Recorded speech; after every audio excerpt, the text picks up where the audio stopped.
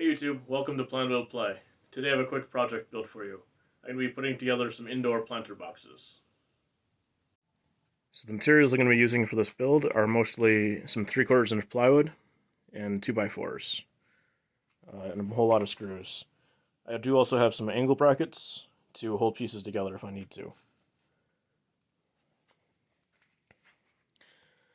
This planter is also going to have a trellis to hold the plants in place, and I'm going to be using the twine for that, as well as the 2x4s. This is going in a room without a lot of natural light, so I'm also going to add some mounting points and for some lights. And a timer to keep the lights on about 12 hours a day. So the first step is figuring out what size planter you need, depending on the plants you're going to be adding in there. And for mine, I'm going to be using some tomato plants and green pepper plants.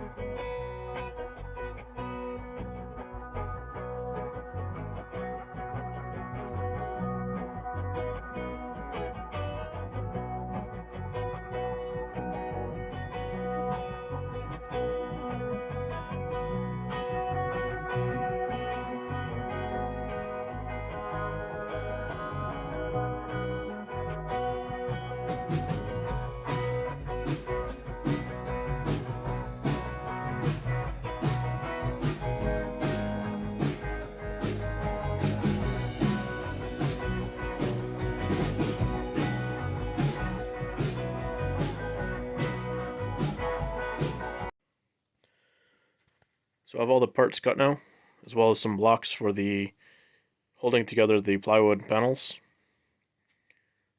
The dimensions I'm using for this one are about 16 inches by 24 inches, and that is just to fit the space I have available. To figure out all your panel dimensions, what I usually do is figure out your outside dimensions first of what will fit in your space. Then I subtracted off 3 inches for the trellis, 2x4s, and then subtract off 1.5 inches for the thickness of your sides, and that will give you the dimensions for your bottom. From there, figure out the height you want to use. In the bottom, in one set of sides, will have the same length. On the other set of sides, it will be about 1.5 inches longer, and that is to overhang to cover up the end of the sides.